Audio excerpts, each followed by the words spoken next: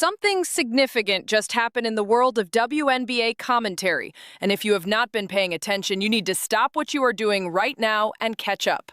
Because a major Indiana-based sports reporter, someone who has been deeply embedded in this conversation from the beginning, someone who has connections that run close to the Indiana Fever organization itself, has completely reversed course. He has done a 180. He has gone on record and unloaded on Stephanie White in a way that nobody saw coming. And the timing of this could not be more important. Let us set the stage properly, because context is everything here. Dan Deutsch is not some random voice on the internet. He is not an outsider throwing opinions from a distance.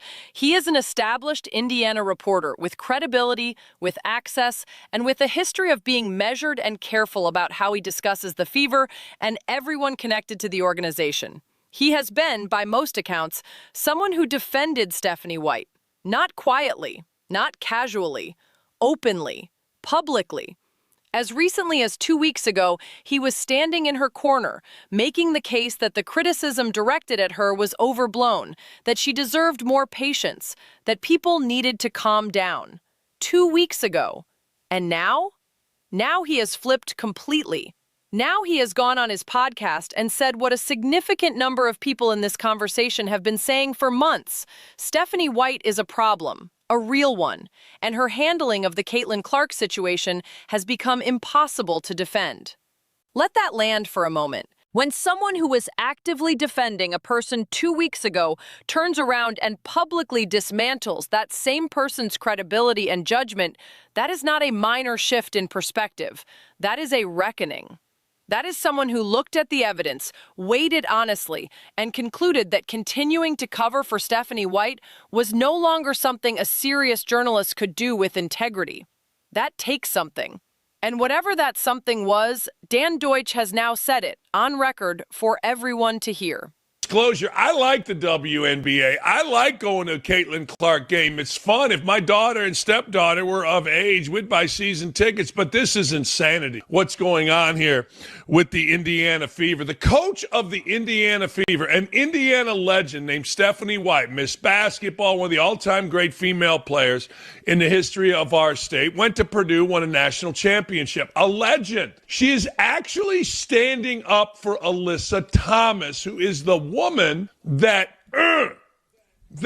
throat punch, tried to stomp, and has Caitlin Clark, and has numerous other egregious offensive. Now, Stephanie White did coach AT, as she says, but Stephanie White spun the attack on Caitlin Clark into lecturing all of us about the hate, misogyny, how the WNBA is inclusive. It begs a question from me. Is the WNBA actually a sports league, or is the WNBA a propaganda arm for the LGBTBABCD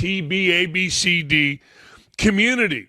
She is defending Thomas. Listen to this. Before we start with questions, I just want to address, what's going on with AT. This is bad. I think first and foremost, it's absolutely unacceptable. I think as a league, as a whole, can you pause it here? She starts out by saying, first and foremost, I want to address what's going on with AT. Now, let me explain something to you. There isn't a serious coach in any serious league that would defend a player on another team intentionally, and you can say whatever you want, but it was intentional, trying to injure one of their own player, much less the star player. Now, before I get into the whole Caitlin Clark part of it, you got to understand where this woman, Stephanie White, is. She's a lesbian.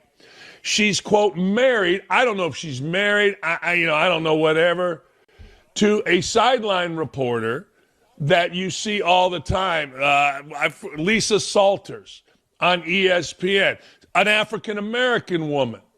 So she has a decision to make. She got to go home to the sister.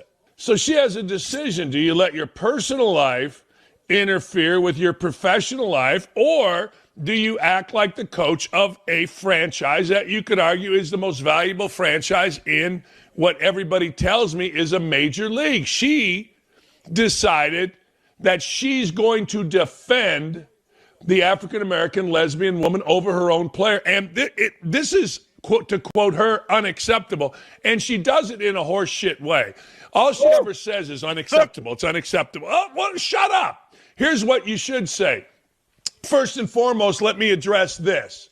The throw punch against Caitlin Clark was bullshit. It was nonsense. It was not a basketball play. And the one-game suspension was not tough enough. If you're a real league, if you are a lesbian arm, if you are an arm of propaganda for the LGTB, ABCD, whatever the hell it is community, then you say asinine stuff like that. You tell me what league. You tell me in what league that we're supposed to take serious does this bullshit happen? All right, go ahead. Sorry, continue, please. So much more toxicity, racism, homophobia, straight out like nonsense, hate nonsense. And it is absolutely unacceptable. Most of this coming from the online community.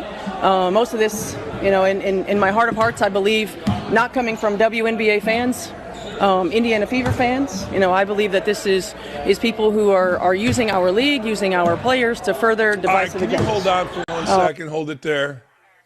So that's what we're concerned about as the head coach of the Fever. Obviously, everybody with half a brain would understand that you shouldn't go online, make racist, sexist, homophobic, misogynist comments. Fine. But that's not what this is about. And you can get to that later without going first and foremost. Yeah, everybody understands that. Hell, I get death threats damn near every day. I got somebody wanting to get their damn feet hot every damn day. So what? So what?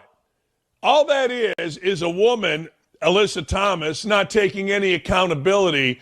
And the coach of the star, the person that is making this league, defending the assailant, I couldn't imagine this woman walking back into the locker room if, again, and I always preface everything with if this is a real league. Go ahead. It's not acceptable. Yes, we have to continue to protect our players. We've got to continue to support our players and our league. Bro. So what exactly is the core of this story? What did Stephanie White do that has pushed this conversation to this breaking point? The Alyssa Thomas situation is at the center of all of it. There was an incident involving Thomas and physical contact with another player, and the aftermath of that incident revealed something deeply troubling about how Stephanie White has chosen to operate as head coach of the Indiana Fever. Instead of firmly and unambiguously standing beside Caitlin Clark, instead of drawing a clear line in the sand about what is and is not acceptable when it comes to how her star player is treated, White's response during a press conference raised serious questions. Her comments came across as hedging, as equivocating, as subtly positioning herself closer to the side of Thomas rather than the side of the player she is supposed to be building around. Think about what that means for a moment. You are the head coach of the Indiana Fever. You have the most talked about, most marketable, most consequential player in the history of women's basketball sitting in your locker room. The entire league's growth trajectory runs through her. The television ratings, the sold-out arenas, the sponsorship conversations, the media attention, all of it flows from what Caitlin Clark brings to this sport right now. And in a moment when your player needs her coach to stand up and demonstrate unambiguous loyalty, what does Stephanie White do? She softens the edges. She finds a way to not fully commit. That is not coaching. That is a failure of leadership at one of the most critical moments this franchise has ever faced. And Dan Deutsch, to his credit, finally said so. What makes this development so significant is the pattern it represents. For a long time, the mainstream sports media apparatus has been reluctant to apply real scrutiny to Stephanie White. There have been independent creators and analysts who have been raising red flags about her for months, pointing to decisions and statements that suggested her personal relationships and personal loyalties were bleeding into her professional responsibilities. Those voices were largely dismissed or ignored by the bigger platforms. Stephanie White had protections that most coaches in her position would not have enjoyed. Those protections appear to be eroding, because here is the truth that is becoming harder and harder to obscure. Stephanie White has a close personal relationship with people inside this situation. That is not a secret. And when personal closeness starts influencing professional judgment, when the coach of Caitlin Clark is publicly perceived as not fully having her players back, that is a crisis. Not a controversy, a crisis. There is a difference. A controversy generates debate. A crisis generates consequences. And consequences are exactly what seem to be coming. The WNBA's mishandling of Caitlin Clark has not been limited to Stephanie White and the coaching staff. There is the separate issue of the All-Star voting situation, where Clark was shorted in a way that drew immediate and widespread criticism. The optics of that moment were terrible. The message it sent, intentional or not, was that even in the processes designed to celebrate the league's best players, Clark would not be treated with the same standard applied to others. That is an institutional problem that goes beyond any one coach or any one incident. Taken together, what you have is a picture of a league and a coaching situation that have consistently failed to properly support and protect their most valuable asset. Not in a minor way, not in a debatable way, in a pattern that is now undeniable enough that even journalists who were previously defending the status quo are switching sides. Dan Deutsch's reversal is a symptom of that undeniability. Now let us talk about what Deutsch actually argued, because his point goes beyond just calling out Stephanie White. He made a broader argument about professionalism and about the responsibility that comes with being a public figure in a professional sports context. His position was essentially this: when you operate in the public eye, when you hold a position of authority and visibility, you have an obligation to separate your personal feelings and personal relationships from your professional conduct. Full stop. No exceptions, no asterisks. He drew a clear line between what happens in someone's personal life and what happens when that person steps in front of a camera or walks into a press conference. Those are two different worlds, and the moment you allow one to contaminate the other, you have compromised your credibility and your effectiveness. It does not matter what the personal circumstances are. It does not matter what the relationships involved look like. When you are in a professional role, you perform that role with professionalism. When you are the head coach of the Indiana Fever, you coach the Indiana Fever. All of it. Every player. Every situation. Without letting private allegiances redirect your public judgment. That is a standard that Stephanie White, by all observable evidence, has failed to meet. And Deutsch went further. He connected this failure to a larger problem that the WNBA has been struggling with throughout this entire era of Caitlin Clark's presence in the league. The league, from its players to its coaches to its administrative decisions, has repeatedly demonstrated an inability to separate personal feelings from professional responsibilities. The result has been a culture of victimhood, of grievance, of defensive posturing that turns off the very audience the league desperately needs to grow. Fans do not respect a league that cannot take criticism. Fans do not respect a coaching staff that appears to prioritize personal loyalty over competitive fairness. Fans do not respect a situation where the biggest star in the sport seems to be operating in an environment that is not fully committed to her success. And when the fans lose respect, they lose interest. And when they lose interest, the ratings drop, the arenas empty out, and everything that Caitlin Clark has spent the last year building starts to crumble at the foundation. This is why the Stephanie White situation is not a sidebar. This is not background noise. This is central to the entire conversation about whether the WNBA is capable of sustaining the momentum it has generated. Because momentum is not self-sustaining. It requires investment. It requires protection. It requires the people in positions of authority to make choices that prioritize the health of the product over their personal comfort zones. Stephanie White has not done that. And now, a journalist who was willing to defend her just 2 weeks ago has looked at the full picture and concluded that the defense is no longer credible. That matters. That matters enormously. Former Fever head coach Christy Sides is now coaching in Canada, reportedly preparing for a FIBA World Basketball event in the coming months. And the contrast that has emerged between how people viewed Sides at the time of her departure versus how people are now viewing the White era is striking. When Sides left, there were questions, there was uncertainty, there was a segment of the fan base and media that expressed skepticism about whether the transition would go smoothly. Some people at the time thought the change was the wrong move. Those same people are now looking at what Stephanie White has done with this opportunity and asking hard questions about whether this situation is actually better. That is a stunning development because Christie Sides was not without her own critics during her tenure. But criticism of a coach's tactical decisions is a fundamentally different conversation than questions about whether a coach is compromised by personal relationships in ways that directly affect the league's most important player. One of those conversations is about basketball. The other is about integrity. And integrity is not negotiable. It is not something you can paper over with a press conference or walk back with a carefully worded statement.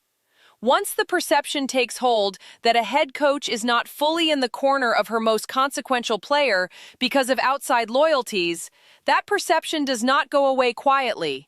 It grows, it compounds, it becomes the lens through which every future decision is evaluated. Every lineup choice, every post-game comment, every moment where White has the opportunity to defend Clark, and the question will be asked, did she do it fully or did she hedge again? That is an impossible position for a head coach to be in, and Stephanie White put herself there.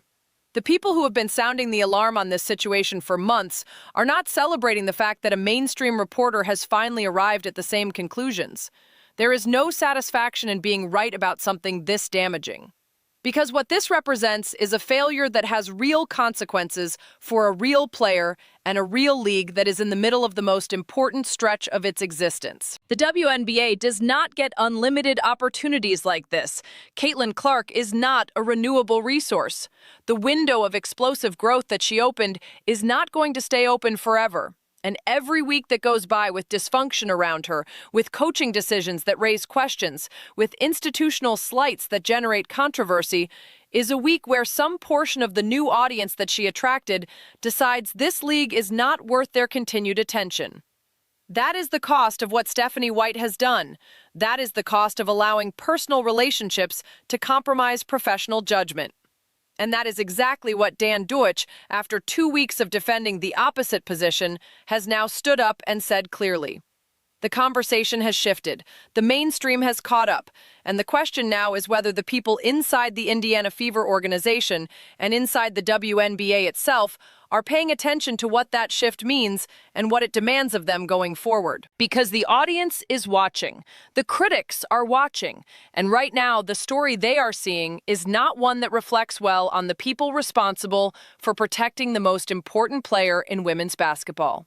Something needs to change. The evidence says so. And now, so does Dan Dakich.